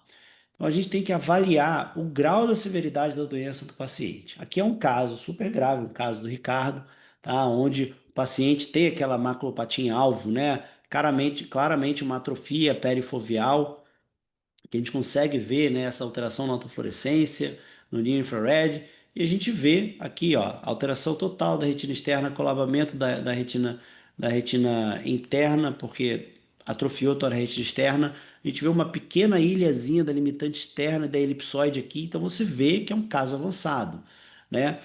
Só que a gente tem que entender que muitos pacientes hoje utilizam os antimaláricos para temporariamente. Alguns pacientes utilizaram, né, por causa da Zika, por causa do Covid, algumas dores articulares, e muitas vezes eles param de utilizar essa medicação, e são medicações, principalmente a hidroxicloroquina, que tem uma toxicidade macular muito baixa, elas são medicações de depósito e elas precisam de algum prazo. É claro que se o paciente usa cloroquina, que hoje em dia é uma raridade, a gente tem que prestar mais atenção, mas a hidroxicloroquina faz um OCT, a microperimetria pode ajudar nesses casos, mas faz um OCT, faz uma autofluorescência, se o paciente estiver bem e ele não tem uma dose muito alta, for um paciente magrinho, porque a gente sabe que existe depósito e os pacientes com mais obesos, eles podem precisar de uma dose maior, ter mais depósito, né? Isso pode sofrer mais porque ela demora para depurar do sistema. Então, se o paciente ele é magrinho, mas não tem nenhuma alteração, eu não vejo por que você contraindicar. Então, você pode, no paciente que está usando uma hidroxicloroquina da vida, se ele está completamente normal, um paciente que usa uma dose baixa, eu não vejo por que você dar esse benefício, não dar esse benefício para ele. Agora, o paciente já tem alguma alteração, mesmo que leve, aí eu acho que eu teria que ser mais conservador. A gente já tem alguma alteração inicial na OCT, eu acho que o Medorf vai muito bem, porque você vai suspender, essa maculopatia pode eventualmente progredir um pouco, mas se você identificar isso aqui cedo, geralmente não vai causar grandes problemas. Agora, se você já tem um caso mais avançado como esse, vamos ficar na monofocal avançada ou na monofocal, que eu acho que você vai estar bem protegido nesse sentido. Agora, as doenças periféricas, a gente tem a retinosquise, que é a separação das camadas da retina. Ela tem uma prevalência muito baixa de DR, baixa entre aspas, né? 2,5 a gente não considera baixo, mas não necessariamente quem tem retinosquise vai ter o DR, tá? A gente tem que levar em consideração isso, porque se esse paciente eventualmente tiver um DR, ele pode ter um descolamento da mácula e um prognóstico visual ruim. Então, tomar cuidado nesse sentido. As degenerações periféricas, principalmente a látice, se a gente tem uma látice pigmentada que não tem nenhuma ruptura no seu trajeto, isso, eu não vejo por que contraindicar. Agora, se você tem uma látice não pigmentada, cheia de buraco atrófico, ou um snail track cheio de buraco atrófico, não vai para uma lente difrativa trifocal nesse paciente, porque esse paciente provavelmente você vai precisar fazer laser, e o laser ele pode ter como uma contraindicação o aparecimento de membrana epiretiniana. Tudo bem, vai contraindicar por causa disso? O paciente que é muito trifocal? Tá bom, mas tenha em mente que isso pode acontecer. Acompanhe esse paciente de perto. Se eventualmente ele evoluir com uma membrana EP, converse sobre uma possibilidade de cirurgia, se for indicado, e mais explique isso para o paciente, tá? Não necessariamente, se você tiver um laser pequenininho, não necessariamente você vai ter uma membrana EP. Agora, se você tiver que fazer um laser nisso aqui, a chance de você ter uma membrana EP retiniana é muito grande, tá joia? E ferradura, né, pelo mesmo problema, não é uma contraindicação absoluta, mas faz o laser, acompanha esse paciente um pouco, vê se ele vai evoluir com a membrana EP. Não evoluiu com a membrana EP, um abraço, pode ser qualquer lente e vamos lá. Paving Stone é até meio que um fator de proteção, né, para DR, porque Paving Stone você tem quase que uma fusão da retina externa com a parte lá do EPR, coro capilar, então aquilo ali para descolar é muito difícil. E o branco sem pressão, que também não aumenta risco de DR, então também não vejo contraindicação nesses casos, tá? Geralmente tem pacientes com comprimento axial maior. E aí, para a gente fechar, né, tá aqui nossa informação, mostrando que não há uma contraindicação absoluta, a gente tem que saber escolher os casos, tá? Mas para a gente fechar, vamos esse caso aqui para vocês entenderem que é uma questão. Um paciente que chegou para mim com descolamento de retina, ele tinha uma anisometropia e uma ambliopia nesse olho com descolamento de retina. Ele estava no autorrefrator mais 6, conta dedos, e menos 5,5. E aí você pensa, fala, cara, ele está assim provavelmente por causa do DR, a retina está lá na frente, a biometria dele vai dar toda errada, eu vou calcular a biometria pelo outro olho, pelo AXL do outro olho. Só que aqui, ó, amblíope com anisometropia, grande chance do AL desse paciente ser diferente. Ele tinha uma catarata, né, nuclear das cruzes, condizente com a idade. E aí, esse é o fundo de olho. A gente vê que ele tinha uma ruptura aqui, outra aqui, outra aqui. Tinham várias rupturas aqui, tá? Aqui, ó, uma outra ruptura aqui. Tinha ruptura inferior, outra ruptura aqui. Já tinha um PVR macular. E eu não tinha como calcular a lente desse paciente. O que que eu fiz? Eu fiz uma faixa vitrectomia com óleo de silicone nesse paciente por causa do PVR. Beleza, o paciente melhorou a visão, mas a gente não teve uma visão significativa. Provavelmente por ser um olho oblíquo, esse olho já devia estar descolado há muito tempo. Ele mesmo achava isso. Mas enfim, colamos a retina, melhorou a visão, ganhou campo de visão. E aí chegou a hora da gente tirar esse óleo de silicone. E aí, o que que você vai indicar para esse paciente? Vamos ver os exames. A gente vê que esse paciente tinha um astigmatismo, ele tinha o RMS dele altíssimo, só que era um RMS às custas basicamente do astigmatismo, ou seja, se você tratar esse astigmatismo, o RMS dele vai ficar baixinho. Então, o que que acontece? Esse paciente, por ter esse astigmatismo alto, e por ter um DR, né, com prognóstico visual, você vai deixar de indicar uma linha histórica para ele? De forma alguma. Lembrando que a melhor visão que ele pode ter vai ser você corrigir esse astigmatismo com uma lente intraocular. E assim, e assim foi. Tá? Então, esse aqui é a biometria dele. A gente vê, né, o astigmatismo quando a gente taca na calculadora. Aí eu indiquei para ele uma monofocal tórica, tá? Uma ZCT 375, tá? Na verdade, peguei esse cravando aqui, né? O astigmatismo. Geralmente eu gosto, né? Paciente jovem, eu gosto de inverter um pouco esse astigmatismo, porque a gente sabe que à medida que ele vai envelhecendo, esse astigmatismo a favor da regra, ele tende a inverter. E é sempre bom você deixar, nesses casos de paciente mais jovem, um residual, mas eu acabei optando por deixar ele tentar pegar o menor astigmatismo. Mas enfim, o que eu quis dizer é que esse paciente, ele merece uma indicação de uma lente tórica.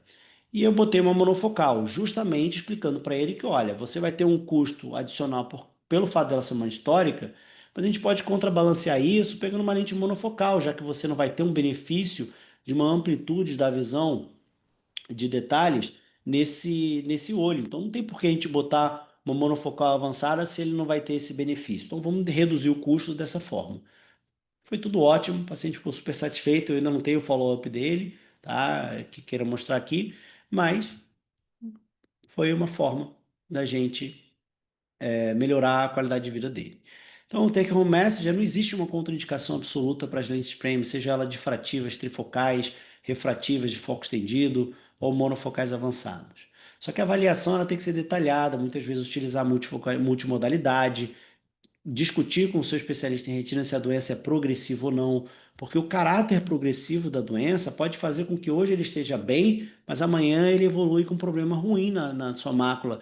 E aí a escolha de uma lente difrativa talvez não seja a melhor opção. E lembrar que a multimodalidade está aí para isso. Vamos usar a tecnologia a nosso favor.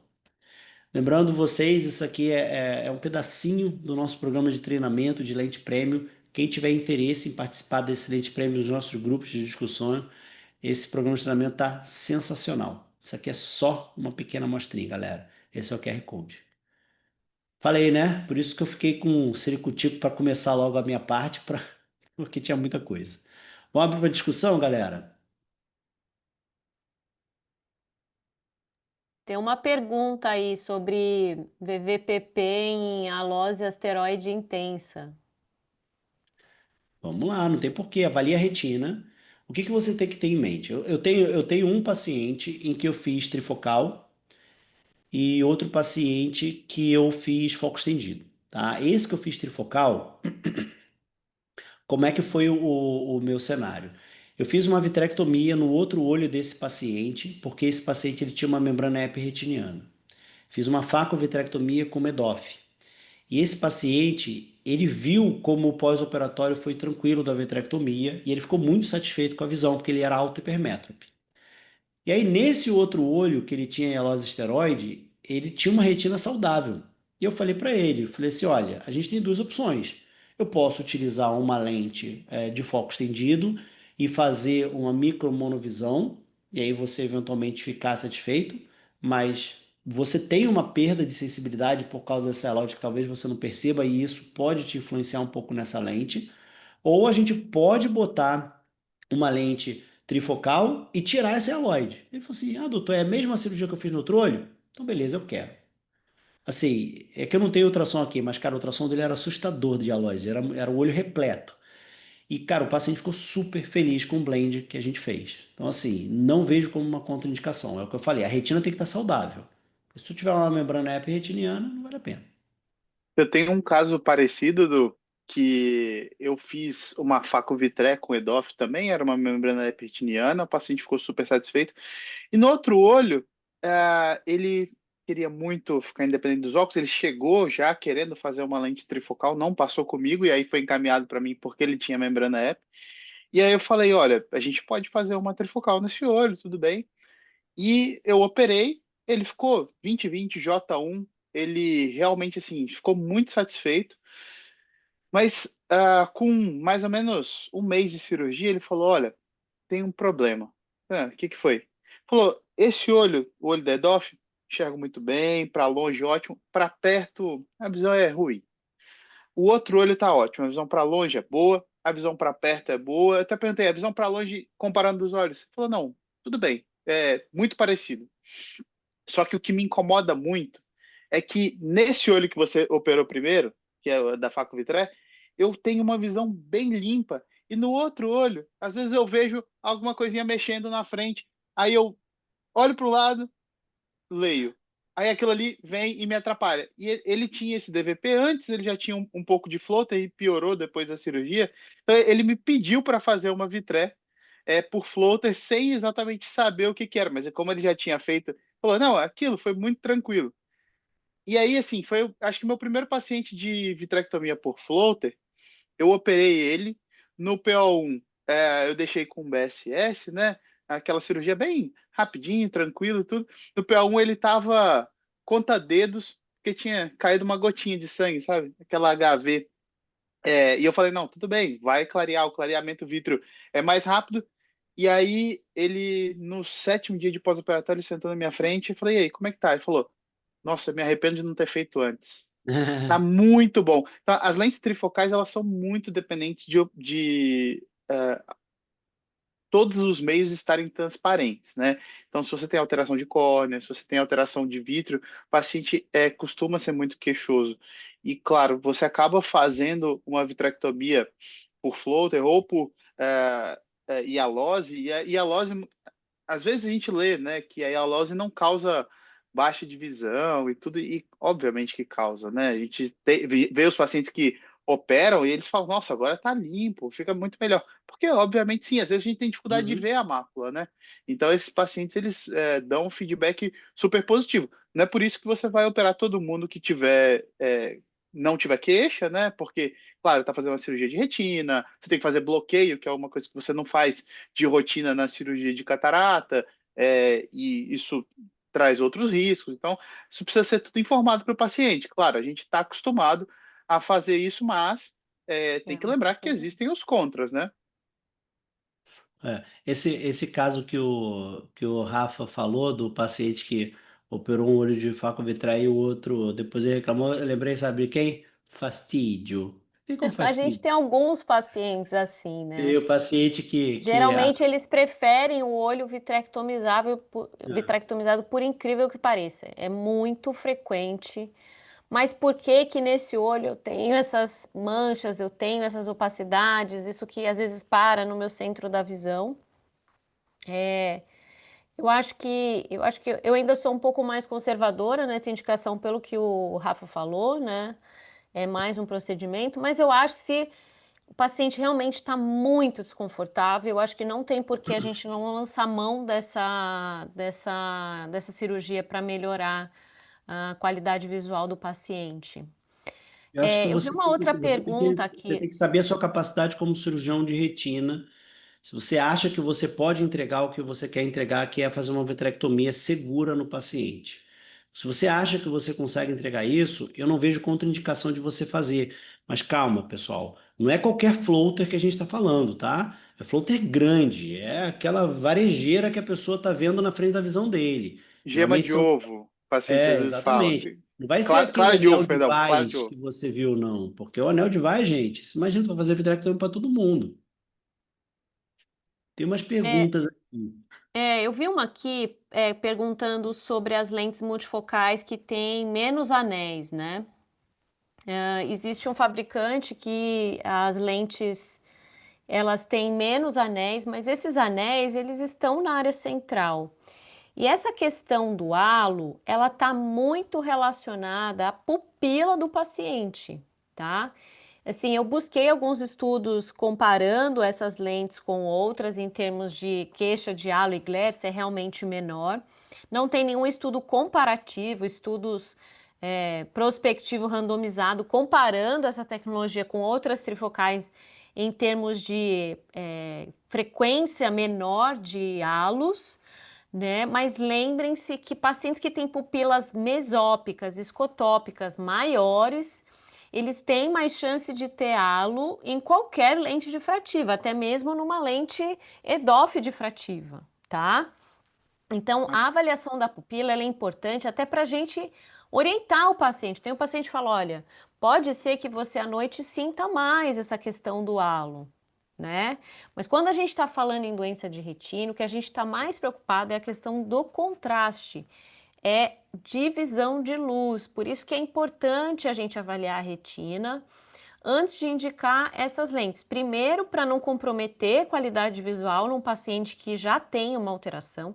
Segundo, porque o paciente vai fazer um investimento que muitas vezes é alto para ele e muitas vezes ele não vai ter a visão que ele espera com aquela lente por causa não da lente, mas pela alteração da retina. Então, esse investimento está muito atrelado a resultado, né, a satisfação dele. Então, muitas vezes é melhor a gente ser conservador, né? Preservar a qualidade de visual, eventualmente fazer uma monovisão com as lentes monofocal avançadas.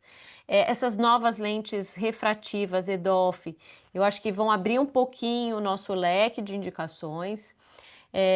E lembrando sempre essa questão do investimento visão, né? Se o paciente não tem um potencial de visão bom, não adianta a gente insistir. Tem uma coisa que eu não falei na aula e que alguns colegas têm feito, que é o DUET, né? Que é o implante de duas lentes. Então, no saco capsular, a gente implanta uma lente monofocal, de preferência corrigindo o astigmatismo, né? E você implanta uma lente suplementar trifocal. No Brasil, a gente tem 2 modelos de lentes. E aí, se o paciente eventualmente evoluir com uma membrana ép, uma degeneração macular ou é um glaucoma inicial, esse glaucoma evoluiu, você pode retirar essa lente suplementar e a lente monofocal asférica tá lá no saco capsular, preservando a visão do paciente. Então, isso é uma coisa que a gente pode eventualmente considerar num paciente que queira muito independência de óculos, uma doença inicial que eventualmente tem maior chance de evoluir, a gente fazer essa cirurgia. Raquel, um comentário sobre isso. Eu acho que é muito interessante conversar com o paciente sobre isso, porque muitas vezes colegas às vezes falam assim, poxa, o paciente quer muito ficar sem óculos. Em algumas situações, você pode falar com ele, olha, eu não consigo resolver isso. Essa não é uma possibilidade. Tem um colega nosso que é o Bruno Fontes, e que ele fala uma coisa que é brilhante, vida de adulto. Eventualmente você precisa fazer o melhor possível, mas que não dá para ter tudo por causa de alguma patologia. Os pacientes, por exemplo, que têm ou uma possibilidade de progredir uma retinopatia, é uma ótima solução.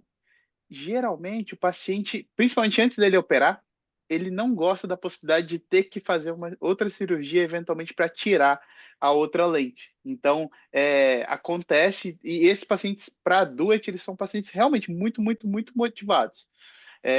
Mas tem que tomar bastante cuidado, principalmente quando o paciente fala, eu quero muito e tal, porque a gente sabe a repercussão e o paciente nunca vai saber a repercussão para ele, e mesmo em, por exemplo, glaucoma, né? Às vezes a gente tem um acometimento central, uma perda de sensibilidade ao contraste central, mesmo em glaucoma moderado antes do glaucoma avançado, que é o que a gente está acostumado. Então, tem que tomar bastante cuidado nesses pacientes, porque você vai piorar a qualidade de vida dele. Tem mais Tem uma dúvida? pergunta que fizeram agora, mas tem uma pergunta antes do Miguel Padilha, né? Sobre. A gente já falou sobre floaters, né? Então a indicação você não vai contraindicar uma lente trifocal, a depender do tamanho do floater, mas sabendo que existe a possibilidade em floaters grandes que atrapalham muito o paciente, opacidades residuais vítreas, enfim, você pode ter essa questão da vitrectomia. Mas a pergunta que a gente não respondeu ainda é que ele fala sobre nos pacientes diabéticos, já com início de retinopatia, onde pode ser eventualmente necessário você fazer laser se ela piorar.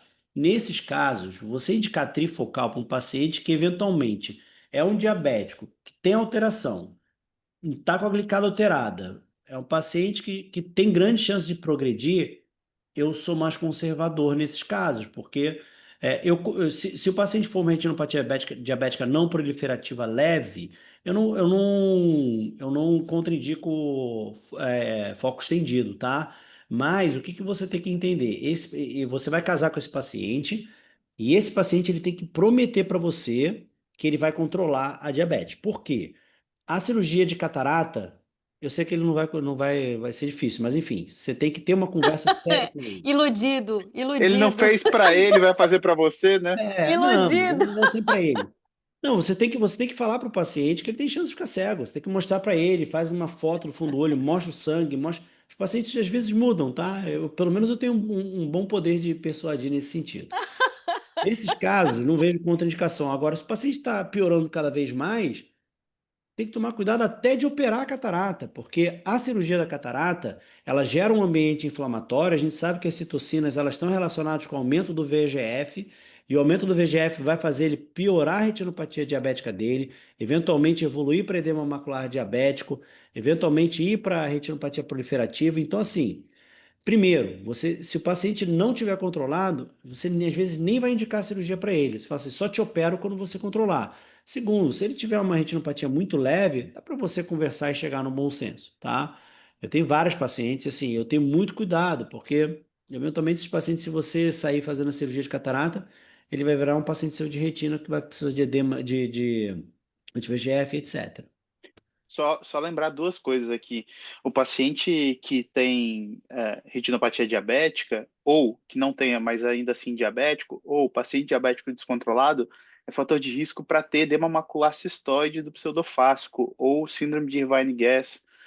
Então, tem que tomar bastante cuidado, porque esses pacientes aí, eles têm mesmo, muitas vezes por causa disso. Outra coisa é que o paciente que não está bem controlado, e eventualmente precisa operar catarata também, ele pode ter. E aí você conversa com o paciente e fala, ó, você precisa controlar o diabetes. A gente tem que lembrar que o paciente que faz controle abrupto do diabetes, ele piora a retinopatia diabética. E aí, eu não sei, Duda já deve ter tido vários casos desse, você conversa com o paciente, olha, você tem uma retinopatia diabética grave, ou até uma neovascularização inicial, você conversa, o paciente toma um susto, porque ele chegou no consultório sem saber, e aí, de repente, ele faz assim, super controle do diabetes. E aí Pior. ele vai e piora a retinopatia dele. Então, isso é uma coisa que às vezes o diabético engana também, porque ele vai progredir assim. Cuidado, mesmo que ele tenha feito um controle melhor, ele fala, doutor, eu fiz o controle melhor. Sim, mas eu falei que não pode ser tão abrupto. Aí o paciente fala, então é para eu comer então uma colherzinha de Nutella por dia para poder controlar melhor. É super difícil mesmo. Então, É. os diabéticos eles são mais complicados assim. Não, e isso, Rafa, é importante porque o que é a mensagem aqui? O paciente chegou para você primeira vez no consultório com uma retinopatia diabetes, seja leve ou não, você não vai indicar faco para ele de novo. Você tem que conhecer o paciente, né? Sim, você não casa antes de ficar, de namorar. Por que que você vai operar a catarata do paciente diabético se você não acompanhar ele pelo menos um pouquinho? Entendeu? Então, assim, acompanhar. Essa questão do controle diabético é super importante. Eu tenho pacientes que pioram na minha frente porque está controlando de forma muito abrupta o diabetes. Du, eu queria fazer dois comentários da aula. O primeiro é sobre dois exames, na verdade. O primeiro é o ACT. O ACT macular, acho que é uma coisa que a gente incorpora no nosso pré-operatório de catarata. Se o paciente não pode pagar, geralmente eu faço mesmo assim. Se o convênio não libera, eu faço também, porque é muito importante você saber como tá. É um exame muito, muito, muito rico para nós, né? E ele mostra, por exemplo, eu atendi há pouco tempo atrás, acho que tem 1 ou 2 semanas, um paciente de um colega e que ele mandou o paciente insatisfeito com a lente trifocal e ele tinha uma hipoplasia foveal. E a fóvea, vou te falar, parecia um pouco diferente, mas não dava para cravar na bio de fundo, era uma hipoplasia foveal leve, grau 1, mas, enfim, tinha essa questão. E o outro exame é a autofluorescência, né? Sempre que tiver acesso, a autofluorescência é um exame muito, muito interessante. E, principalmente, a gente está acostumado a receber paciente no consultório. Outro dia, um colega nosso, que a gente conhece, todo mundo conhece aqui, o Wallace chamou, me mandou um paciente e falou: o que você acha que é isso? A fóvea é um pouquinho alaranjada. É aquele. Aí você faz a autofluorescência e você vê aquele epitélio lavado, né? O paciente que já teve provavelmente uma serosa, nunca foi diagnosticado, passou pela vida aí e talvez tenha um potencial de não ser 20/20 daquele olho, é um 20/25, a coloração para ele é alterada. Então, esses pacientes você acaba pegando. Claro, a coloração macular é diferente, mas o ACT muitas vezes é normal, né? Então, você não consegue pegar. É importante você reparar na cor aí da fóvea e se conseguir fazer autofluo, acho que é o melhor cenário para complementar o ACT, assim, numa propedêutica básica. Perfeito. O ACT, eventualmente bem mais difícil, uma microperimetria, mas é bem mais difícil, tá? Não é todo lugar que tem. A autofluorescência. O ACT é mandatório. O ACT, eu acho que ele faz parte da propedêutica da avaliação da catarata. A gente faz lá na nossa clínica, no nosso hospital. O paciente não pode pagar, não quer pagar. Na verdade, assim, em alguns lugares está incluso no preço, né? No outro, a gente faz por convênio. Se o convênio não pagar, não tem A problema. gente É faz convênio mesmo público do assim. paciente, porque eu não me sinto confortável de indicar uma lente trifocal para um paciente que eu não tenho um ACT. Eu não consigo. Por mais que minha avaliação na biomicroscopia de fundo seja boa, eu não tenho essa segurança, porque até para uma comprovação, você hoje opera o paciente que não tem membrana EP, daqui a 2 meses, 3 meses ele tem a membrana EP, e aí? Foi você que deu mole? Ou será que essa membrana apareceu depois? Uma doença progressiva, até uma defesa, né, de certa forma. E a microperimetria, ela é interessante também. Eu tive um paciente que ele vinha tratando de glaucoma, só que quando eu fui avaliar, o nervo ele não era exatamente escavado, ele tinha uma palidez difusa do disco, né? Que acredito que confundiu ali o diagnóstico, e foi muito interessante. A gente fez a microperimetria absolutamente normal. Então, às vezes, para um caso ou outro, vale a pena uma autofluorescência, um anjo ACT, né? Um ou outro paciente que você está ali naquela dúvida, né? Complementa, vai um pouquinho além do ACT nesse diagnóstico. E muitas vezes a gente prefere ser conservador, né? Se você está na dúvida, é melhor ser conservador. Uma coisa que o Eduardo falou da pupila, sinéquia, eu tenho pegado muito paciente que foi feito stretch de pupila na cirurgia, a pupila ficou média, né, às vezes até um pouco maior, e pacientes extremamente insatisfeitos, seja com lente monofocal, seja com lente trifocal. Então tem que tomar cuidado, né? Paciente, quando a gente vai operar a catarata, hoje a gente tem que tentar ao máximo evitar o stretch de pupila. A pupila tem um papel fundamental na satisfação do paciente, né? Dá muito mais incômodo. Uma lente monofocal mesmo, o paciente tem muita fotofobia, muita dificuldade de conviver. Então a gente tem que ter esse cuidado na cirurgia, evitar ao máximo o stretch de pupila. E se for implantar uma lente trifocal, então realmente tomar cuidado nessa trofia da íris, né? A íris tem que estar trófica, ela tem que estar reagente para proteger o paciente no pós-operatório e entregar resultados, né? Entrando aí na pergunta do Diogo, que é em relação às lentes suplementares, eu não tenho experiência com Duet, tá, Diogo? Eu prefiro, quando eu vejo o Eduardo é o especialista, um dos especialistas em retina lá. Ele acha que é uma doença progressiva. Eu prefiro usar uma outra estratégia que não a lente trifocal para esses casos, tá? Mas eu acho que é uma alternativa muito interessante. Eu tenho uma pequena experiência com o Sucoflex como uma lente suplementar para correção de ametropia residual, né? Uma lente muito fácil de implantar. Porém, a Sucoflex tórica tem uma tendência a rodar, então se for astigmatismo, eu acabo preferindo tratar com laser, com refrativa laser. E a add-on ainda não tem também tórica, então tem essa limitação também para correção de ametropia. Mas eu acho que é uma alternativa interessante se o paciente quiser muito.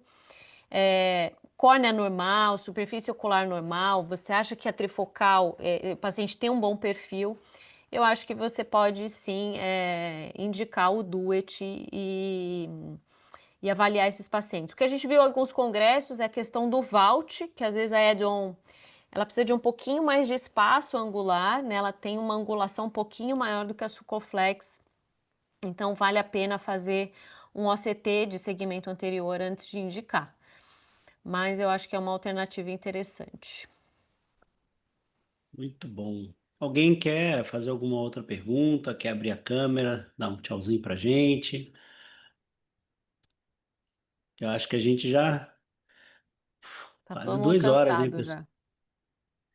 Pessoal, eu queria agradecer mais uma vez a participação de todos. Queria agradecer mais uma vez a Johnson por esse apoio. Tá? Queria agradecer ao Rafa pelos comentários super interessantes, a Raquel também pela aula incrível. E próxima terça, tamo aí, porque toda terça tem OC Tem Terça. OC terça. Tchau, galera. Uma Tchau, boa gente. noite. Fico à disposição, qualquer dúvida aí. Qualquer Tchau, dúvida é só mandar. pessoal. Obrigado, boa Tchau, Rafa. noite. Obrigada. Até mais, pessoal.